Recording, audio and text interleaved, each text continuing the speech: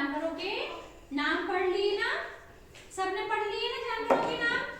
और कौन सा जानवर कहाँ रहता है?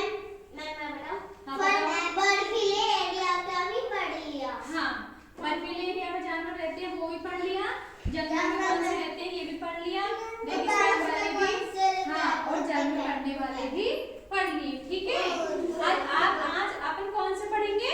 जानवर। पालतू जानवर भी तो होते हैं, दूध भी तो देते हैं। ठीक है, सब दूध पीते हैं ना, पीते हैं ना। बैठो बेटा, बैठो बैठो बैठो। तो अपन ने पढ़ लिया ना, जल में रहने वाले कौन से हैं, पानी और जंगल में रहने वाले कौन से हैं, रेगिस्तान में रहने वाले कौन से हैं, बर्फ में रहने वाले कौन से। ठीक है, अब अपन कुछ स्पेशल जानवरों के बारे में पढ़ेंगे, जैसे कि किसके बारे में पढ़ेंगे अब अपन? मैं बता दूं। आज अपन पढ़ेंगे किसके बारे में? ऊंट के बारे में। किसके बारे में? क्योंकि ऊंट कहाँ रहता है?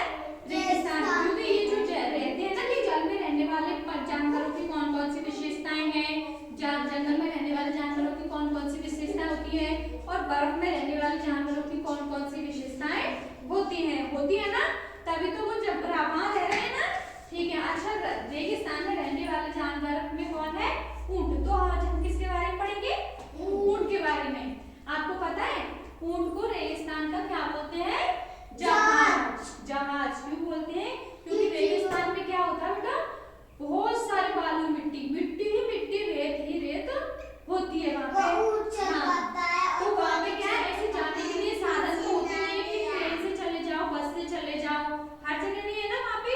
तो इसलिए वहाँ पे कौन सा जानवर का काम में आता है? एक बात मैं बोल रहा हूँ। हाँ बोलो। कि जो भी एक दूसरी जगह जाना चाहता है वो ऊंट की ही सवारी करता है। शाबाश। हाँ, तो वहाँ पे है बेटा। हाँ, कोई बात नहीं, बैठ जाओ, शाबाश। यहाँ तो अपन आगे जाने के लिए क्या काम ले लेते हैं? साइकिल ले लेते हैं, कभी बाइक ले लेते हैं, कभी स्कूटी ले लेते हैं, कभी ऐसे, लेकिन वहाँ पे ऊंट का ज्यादा काम में लेते हैं। ठीक है ना? ठीक है, तो ऊंट को रेगिस्तान में क्या बोलते हैं? जहाज। जहाज क्यों बोलते हैं बेटा? मैं बताऊं क्यों? क्योंकि उसके जो पैर है ना, पैर उनकी तरह नहीं होते, उसके पैर गदगदे होते हैं। गदगदे होते हैं, है ना, जो पता है चलते हैं ना, चलते हैं तो रेत में नहीं धंसते, और बड़े बड़े भी होते हैं। अपन के छोटे छोटे पैर है ना, अपन चलेंगे तो रेत में धंस जाएंगे, तो अपन बहुत धीरे धीरे चल पाएंगे। लेकिन ऊंट के जो पैर है ना वो बड़े भी होते हैं और गद्दीदार भी होते हैं, तो वो नीचे रेत में नहीं धंसते हैं। रेत वहाँ बहुत होती है, रेगिस्तान में रेत बहुत होती है। तो ऊंट की एक विशेषता क्या होगी बेटा? कि उसको रेगिस्तान का जहाज बोलते हैं, और दूसरा ऊंट के पैर गद्दीदार होते हैं। अब तीसरी विशेषता क्या है बेटा? और एक ऐसे दूर जाते हैं, कोई भी दूर आप लो पर वो गद्दी रेत में फंसेंगे। हाँ, शाबाश, बैठो। हाँ, ऊंट की तीसरी विशेषता क्या होती है बेटा? कि जो ऊंट है ना, ऊंट अपन को बहुत जल्दी प्यास लग जाती है ना, बहुत जल्दी लगती है ना, ऊंट को ऐसे प्यास नहीं लगती। अब पता है ऊंट है ना ज्यादा पानी पी लेता है। ऊंट एक बार में इतना पानी पी लेता है कि वो बिना पानी के कई दिनों तक रह सकता है। और चूंकि रेगिस्तान है, गर्मी बहुत पड़ेगी तो उसको गर्मी सहन करने की क्षमता होती है ना, अपन से गर्मी सहन नहीं होती है ना। अभी थोड़ी सी गर्मी लगेगी, पंखा चलाया, कूलर चलाया, एसी चलाया, चलाते हैं ना, लेकिन वहाँ तो बहुत सारी गर्मी होती है, तो वहाँ कूलर, पंखा, एसी हर जगह तो नहीं मिलेगी, ऊंट को तो नहीं मिलेगी ना। तो ऊंट को क्या है, गर्मी सहन करने की क्षमता होती है। ठीक है ना?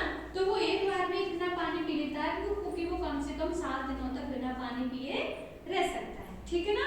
और उसका भोजन भी ऐसे ही है, बिना भोजन के भी वो कई दिनों तक रह सकता है। ठीक है, तो ऊंट की कौन सी विशेषता हो गई? अब 3 हो गई ना? पता है ना कौन कौन सी हो गई? ऊंट जहाज होता है, पूछोगे है ना।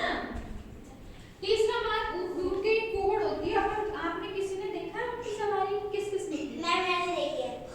आपने किसने की है ऊंट की सवारी? आपने की है? तो ऊंट की कोहड़ होती है ना, पीठ में ऊपर की साइड होती है ना, कोहड़ के इधर पीछे की साइड ही बैठते हैं ना अपन ऊंट पे। हाँ, तो उस ऊंट में क्या होता है, वो जो कोहड़ होती है उसकी विशेषता क्या है पता है बेटा? उस जो कोहड़ होता है ना, ऐसा कहते हैं कि उसमें भोजन संचित है, उसमें क्या है, भोजन संचित रहता है, इसलिए पानी के साथ साथ ऊंट बिना भोजन के भी कई दिनों तक रह सकता है। ऊंट का जो दूध होता है ना, अपन के यहाँ तो ऊंट होता नहीं है, लेकिन ऊंट का जो दूध होता है ना वो बहुत गाढ़ा होता है,